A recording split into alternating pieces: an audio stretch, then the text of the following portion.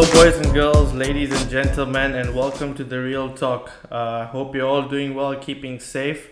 And if you're new to the channel, welcome. This is a platform for open minded individuals to come together, share ideas, share experiences, and hope that we can learn from each other and try to make a positive influence on this world and make humanity a little bit better. So if you're new to the channel, please hit that subscribe button, like, share. That's how we grow this community. And also the talks that we have on the show is, it's our views and our opinions. And if you do think, if you don't agree with it, or you think we've said something inaccurate, because we are human beings, we will make mistakes. I would please like you to get in touch with us. We can have a further discussion or a debate, and maybe you can teach us something that we didn't know about. So this is a form of reaching out to people who are more educated in some areas that can help others who are not as educated in those areas, and this is a learning kind of a platform. So yeah, please get involved. All our information will be in the description. But enough of that, let's get into it. I would like to invite my two guests. Well, one of them you already know, Triv. Welcome back, bro. And making his debut on the channel is Clyde. Welcome, bro. How are you doing? Great stuff, man. Thanks for having me on here. Of course. Clyde was on our football channel. We do have one, so if there are any football fans out there, you can check out our football channel, The Real Talk FC. But Clive wanted to come on and talk about education. So we did, Triv and I did a two-part video on the education system. And like I said, this is a platform where you can look at our videos, and if you want to add further on anything related to that topic or something else, you're more than welcome. And Clyde did so. So Clyde, what was it about the videos that what you wanted to add on to? Yeah, after watching those first two videos, I felt almost compelled to come and talk about it, and because it's a topic that I'm so passionate about, especially not so much education, but learning has played such an important role in my life, and I mean, I can complain about all the challenges that I've been through as a child or whatever the case may be, but obviously that's not helping anyone. And so it was so nice to actually see people talking about these issues. And, before I could become a dad, I always said to myself, the day I become a parent, I don't want my kids to go through the same challenges that I did. And now that time is here. I am a dad. My daughter turns 4 next year and she starts school. And, my biggest concern, at this point in time, we're at a crossroads where you make those decisions as to what school do you want to send it to, is it the right fit for her, and all of these decisions will ultimately shape her and shape her future. And I think so, and it just so happens that this discussion, these videos came up at the right time, and I said, well, since I'm experiencing and living it at the moment, I may as well talk about it. I'm glad that the timing was it was perfect. It was perfect for you. Yeah, so you have a daughter and you're looking for to send to school right now. Okay. That's great. So moving on, so you are facing those challenges, and I know I don't know, because we are not parents, but what do you want to go into a little bit more detail of what those challenges are when you want to send your daughter to school? What are the things that you're looking for? So first of all, well, the one common thing that all three of us have, we come from Indian families, so you can imagine that the pressure that we put on our kids, or generationally, has been quite a lot, and so we try to box our kids into certain things. We force private school on them. We force you're touching it, certain career choices and whatever it is, some more attractive than others and so on. And obviously now I'm in a situation where we're the type of generation where we want to change this. We want to break away from what was being done in previous generations. So I look at things Yeah. like making sure, okay, is the school that I'm sending her to, does it fit into her personality? You know, what type of a learner is she? Is she quite a practical learner? Is she quite a visual learner? Is she someone who sits down and likes to have structure and all of those things play a part. I would say in how in the decision making process. And the one thing I'll never do is give advice and say that I'm correct, because as a parent, none of us have the answers to it. So I'll say that it's a trial and error thing. There's no one size fits all, but it's all of these Yeah. aspects that come in that we try to fit into the to into the decision making process. And because those things will ultimately determine where her level of happiness and how she will take to learn to her learning process as well. No, that's great. The fact that you're taking so much time out to think about, what fits perfectly for your daughter. You mentioned like the type of personality, what will be her best way of learning, because there's an interesting point that you made. Whether she's a visual learner, whether she learns by reading. There's a lot of, and I think these are the things that are ignored. Like myself, I learn better when I listen and I watch rather than reading. And I'm sure for other people it's the other way around. So there's so many factors, and which you've made great points. And it's really, really great that you are taking the time and you are giving it much more thought than I guess people did in the previous generations, or people around the world still don't do, because they think that, okay, I know, of course, the biggest issue with sending your kids to school, and I'm sure you've thought about this, is the finance behind it. If you want to send your daughter or your son to a good school, then it's going to cost you a lot of money. So some people may not have that luxury of being able to choose from a wider range of systems, because they only have a limited amount of financial means, and they can only maybe send their schools to send their kids to public schools. And in public schools, especially, I don't know how it is in South Africa. I studied in Kenya. Public schools don't have a lot of options of how you can send your kid to a public school and they'll teach their kid according to their needs. It's very generic. So yeah, Triv, do you have any? You've been very quiet, so let me hand it over to you. Do you have any questions for Clyde, or do you want to add anything? Got quiet for the first time in my life. Yeah, thank God. Yeah, Clyde, you mentioned something that I think, so in terms of being an Indian parent in this next generation that you spoke about, where we're in a place now where we're trying to shift things from the way that we grew up. Not that it was wrong, but to try and better what it is that happened previously. My question to you is: have you found that difficult? Not in terms of the external factors. Have you found that difficult in terms of your people around you going, you shouldn't be doing that, she should be doing this, she should be doing that? Have you found it challenging in that sense, where people are reluctant to accept that what you're doing might be equally as good a way of raising your child as what they might be doing? Funny enough, like in terms of external factors, you would think that our generation would be quite more progressive, and I don't think so. I'm not convinced that that's the case. I think we're still largely carrying around the same baggage that previous generations carried. We haven't fully grasped that concept that we can do things different, and we can also be successful while doing it. Yeah. And the reason why I think why it comes easier for myself to be able to make these changes is because just very briefly, I can tell you, I struggled as a student. I wasn't a very good student, not because I wasn't intelligent, but because the school system never fitted my type of personality. I struggled with focus and things like that over there.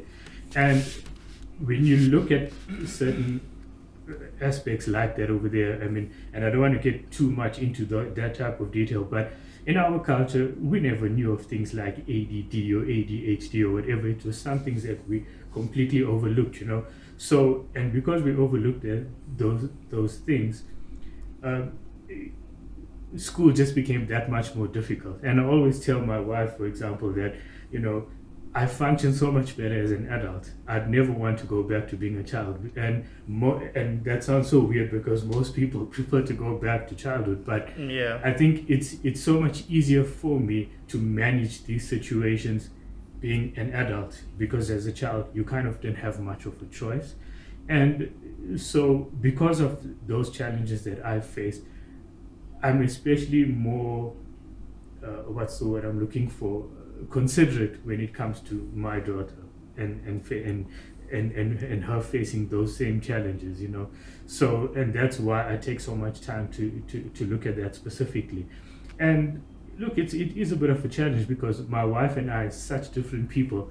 She's the academic, she's the one who's focused, she'll sit in the room, she can have the structure and so on. So it's kind of like a challenge and a mindset change for the both of us as well, and which is great because at least we get to take the journey together. But the good thing is we're willing to take that journey so that we can better our child's life. Yeah. Well, 100%. And you know, Rahil, yeah, sure. Go for it. sorry, before we move on to the next topic, I want to go back to something that both of you spoke about the different types of learners, kids that are kids that learn better auditory wise, or kids that are more visual learners. I think that's so important. Being in the field that I am in at the moment, And Trev, just for viewers who don't know out there, just tell them. Oh, what sorry. PGI Yeah. So I'm teaching English as a second language. I've been doing it for Poor about kids. about 2.5 years or so now. And I think what's a very easy way for parents to pick that up is homework. Homework is something, when you're helping your kids at home, you don't have to rely on a teacher telling you this is what your child is. You are the parent. You sit at home with your kid. Try different things. Like if you're at home and your kid isn't getting a certain structure by doing something, by listening to you and then trying to find the answer, show them a picture, give them cutouts, give them blocks, give them diagrams, buy little toys that they can use to represent what they're trying to learn. And I think that's a big gap in the way that we teach kids, that we don't know how to identify what type of learner our child is or our student is. And I think a very easy way is just trial and error. It's basically impossible to just look at a child and be like, oh, this is the type of learner that this kid is. You as parents, I think try different ways, and as Clyde mentioned earlier, it's important to find different ways to keep your kids comfortable in their learning environment. Not everybody's going to learn the same. No, you're perfect. And you know, it segues into the next question. It's good you mentioned that I wanted to ask Clyde, or just for him to discuss more on it. You know, what you just mentioned is basically the role of a parent in a child's learning. And Clyde, you as a parent, you know, it seems pretty obvious, but is it really? How many parents actually take the time to show interest and to play a big part in a child's learning, to create that learning culture around your home, not just at school, you know? So because I know, like, a lot of parents, when I was growing up, from what I've seen, right, and obviously this is just my experience, they put all the learning to the teachers in the school. So when the child comes home, it's almost like it stops there. But learning is a continuous process. I mean, we all, I don't know how old you are, but Triv and I are over 30, right? And We're still all in the learning. same bracket then. Okay. So, you know, the learning culture should never stop. And even from a young age, it shouldn't just stop at school. When you, like Triv mentioned, when you should help your children with homework, and, you know, with extracurricular activities, learning that you're not taught in school. So Clyde, as a parent, how important do you think it is the role of parents in that learning culture of children in their early development? You know, I'm so happy that you asked me that question, because that's what I actually made some notes about this over here, and the discussion points all center around that. Personally, I feel that the parents play the biggest role in a child's development, not teachers, not uh, uh, university lecturers or whatever it is. It's ultimately the parents. Now, I'm not saying that parents should be teaching kids, but parents should be creating an environment that's conducive for learning. Now, and you use the words, a learning culture, and that's exactly what it is. I'm saying is we should create a culture of learning. And that sounds like one of those middle management phrases, culture of learning or whatever. But in this context, it's actually such an important thing, and I fully believe in that over there. Yeah, you look at obviously creating a culture of learning will extend to educators or mentors or whatever, but I think parents play the biggest part. And I actually, I've identified like about 3 key areas that create a good culture of learning, and so it's those 3 areas that I think that I'll most likely be touching on today. Definitely. Tiff, do you want to go ahead with the next question? Okay, so we've all touched on sort of number one, parents helping their kids learn, kids finding out how they learn in school. There's the other side, or the flip side of this is, at which point do we switch between play and learning? How important is it for kids to have a break from that? And balance, I know right? something A that balance. Clyde You're talking about a balance. Correct. And Right. and then I know something that Clyde also wanted to speak about is, does there really need to be a balance, or is it possible to have those two things intersect and happen at the same time? Now, Do you think it's possible, Clyde? right now, that's where I'm going to get into, because one of the first areas that I talk about when creating a learning culture, a culture of learning, is removing those hard lines between work and play. You hear that terminology, work-life balance. I absolutely hate it. I despise that terminology. It makes no sense whatsoever. Why? Because by saying work-life balance, are we saying that work isn't part of life? Is it not an aspect of life? Do we stop breathing when we are working? Of course not. Work is an aspect of life, in the same way that spending time with your family or eating or sleeping or watching the TV is an aspect of your life. Work is also an aspect of your life. It's not. But detached sorry, from Clyde, your can I life. just stop you right there? Yeah. Sorry, because I need to add this. Do you know why that I think that is that phrase is? Because a lot of people who are working don't see that as part of life. It's almost like a chore. It's been forced upon them, and that's why when we spoke about in our last videos, in the education system videos, it was like we need to like drive kids towards work where they're happy and passionate about, right? That's right. So yeah. that phrase, you're right, it shouldn't be that, but it is, because a lot of people, when they go to work, it's almost like they aren't breathing, they're stressed out, they're not They're happy in their robots for that jobs. 8 hours. They're Exactly. robots, So exactly. that's why that phrase came out, and I've never. It's such a good way of looking at it, and I'm glad you brought it up. Sorry, continue. I just wanted to add that No, sure. quickly because And look, you mentioned people not feeling that work is part of their life, and look, I'm a numbers person. I actually work with data and statistics as a career, and just so you know, Yeah. so there's this company called Gallup, which is an analytics company in the US, and they've been doing research on this specific topic for years. Okay, so.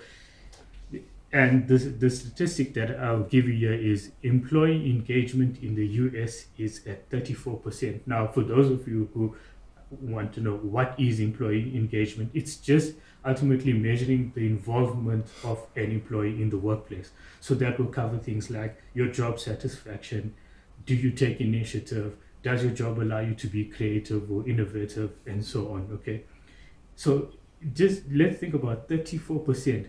But the question is, what about the other 66%? You know, 2/3 of the workforce feel that they are not engaged at work, so they're merely going to work to earn a living. That's what Triv said. That's Robots, yeah. right? They're robots, and I think that personally, where that all starts is because we create poor learning cultures in childhood, and then kids learn these bad habits and they take it into the working world. They take it into adulthood, where, as you know, think of the situation. Okay, when you get home, your parents see you playing or whatever, they know that you need to be doing homework or whatever. As soon as they tell you, look, playtime's over, go and study now, you feel that anxiety building up inside you.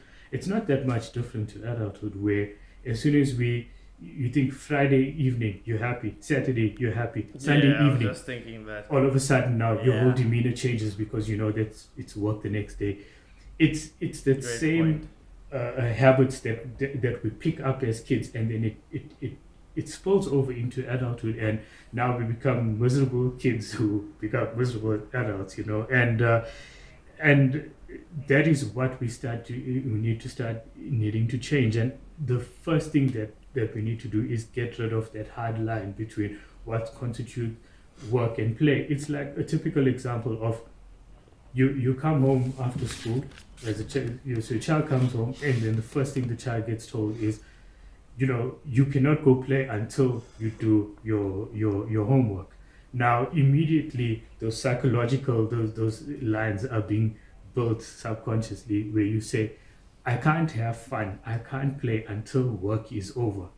And then you wonder why adults skip lunch and they work through their lunch, and then they, you know, and now you start to hurt yourself mentally and physically, and you see how these behaviors spill over. And the question is, like, we spend so much time on corrective behavior as you know, when we are adults, when we could have just created removed those bad habits, or not created it in the first place when we were kids.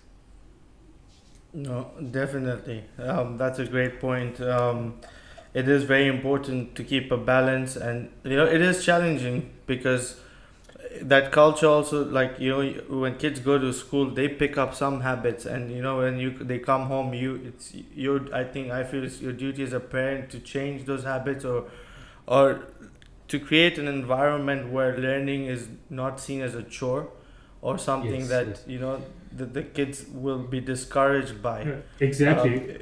So sorry to interrupt you, but you mentioned the word chore, and No, no. that's exactly what it is. You know, by telling the child, do your homework first, then go and play, you're essentially telling them, do your chores first, then you can go and play. Yeah. Now, and like I said, that creates that boundary between what constitutes work and play already. And I'm saying, like, you know, Trev mentioned it just now, incorporating learning into play. Now, look at what we're doing at the moment, okay? We're creating content, and we're doing it for fun. And, Yeah. you know, with no real persuasion or whatever it is, we're happy to come and do this because we want to, we're excited, and our motivation levels are up. Now, think of it like, and I'm using content creation as an example, right? Because it's something that's booming at the moment. You have toddlers, kids, even babies who are part of the content creation process these days, where their parents put them in front of the camera. Lots of teenagers on TikTok and this type of thing, okay? Now imagine a hypothetical situation where your child is, you know, has this mathematics problem. They struggled and they managed to find it, and you tell your child, listen, you know what, how about we record you solving this issue. We're going to take it and upload it onto YouTube. You can share it with your friends, you can share it with the whole world, and now you've become a content creator, and you're going to help millions of people throughout the world resolve this exact issue that you've just solved. I can tell you, if they are passionate about content creation, their motivation levels will be through the roof. They will find mathematical problems, they will find problems of all other subjects and material to work on, just so that they can go and create content and help people. And they don't even realize they are learning anymore, but they are actually learning in the process. And once we get into that space where you're learning and you don't even think of it as learning anymore, that's when you know that you've ultimately created what I would say is the perfect culture of learning. Great. Trev, you wanted to add something? Yeah, I think a very interesting thing linked to what Clyde spoke about in terms of that hard line between work and play. Something that I learned from my current manager, who's been doing this, who's been in the education sector or industry, whatever you want to call it, I think for over 15 years now, is in class we don't use the word game. We try to never use the word, okay, now we're going to play a game. And the reason for that is that it's almost like a switch. So I'm not going to listen, I'm not going to listen, I'm not going to listen, I'm not going to listen. Game, okay, I'm now going to engage in this class. And that is exactly what Clyde's talking about. It's drawing a line between, okay, this is the presentation stage of what the teacher is doing. Now the teacher is teaching, and now we're going to play a game. Whereas if you simply take that word away, they're more engaged because they're not sure at which point teaching and having fun becomes two separate things or becomes a single thing. So they're more engaged in a classroom, and that's just a single word that we refrain from using because they become reliant on that word. At that point, we're going to switch on. So if that's just one word, I agree with Clyde beyond anything else, how important it is, our demeanor and our day-to-day behavior with our kids, telling them you can't do this which is fun until you do this which is not fun. So yeah, that makes perfect sense, and I think that's something really important that parents can take away from this video. Try to not create this division between the two. No, those are excellent points, guys. We're running out of time, unfortunately. So, Clyde, do you have anything else that you would like to discuss before we end the show? Yeah, just quickly, by creating all of these situations here and taking away the fun activities and taking away extracurricular activities, filling your kids' time with too much of school-related activities or schoolwork only, we're also killing their creativity, And if you look at kids, naturally when they're born, they learn by exploring. They're curious. They bite everything. They touch everything or whatever. And then they spend 12 years in school where they're essentially unlearning what comes naturally to them. And then they get into the working world. And again, now they have to go on courses where they have to learn how to think out of the box and think creatively. And there are coaches who are making massive amounts of money out of these things just to teach people a skill that should actually be, that comes naturally packaged within you. But we spend so much time unlearning it. Yes, the school syllabuses tend to be rigid or whatever, but I think even if we remove the school part out of it and we say, okay, you know what, we as parents are going to create a great environment for them outside of school, then school doesn't have such a negative impact on them anymore, because you're creating a continuous learning environment that nurtures them and creates that, that positive mindset towards learning, and and that's just the one thing I've that I'm very passionate about, is that encourage your kids to get involved in whatever type of activity they want to get involved in, whether it's being out in the garden, whether it's about learning how to paint or playing a musical instrument or sport or whatever they can. Allow them the time to do it, because that is what keeps their creativity switched on. Great points, and we did speak about creativity on our first video, and how important it is, and how education, the systems we went through kind of killed it. But I hope, and we're glad, and I hope the next generation with parents like yourself can change that mindset and change the whole mind shift of learning, and create this amazing environment of learning where all kids are enthusiastic about it and can follow their dreams and passions, and and take it further into their careers. So thank you guys. Thanks, Clyde. That was really, really great. It was a great chat, to see it from a parent's point of view. Trev and I are obviously nowhere near becoming parents, so we have no idea what challenges you guys face. as a parent when you're thinking of sending your kids to school. So thanks, Clyde. Thank you, Triv. It was great. It was a great talk. And thank you, viewers, for staying with us. If you have, if there are any other parents out there who have a different view or want to add anything on what Clyde has just mentioned, then please get in touch with us. All our information will be in the description. And yeah, thank you guys. And take care, everyone. And yeah, be safe, and see you all very soon.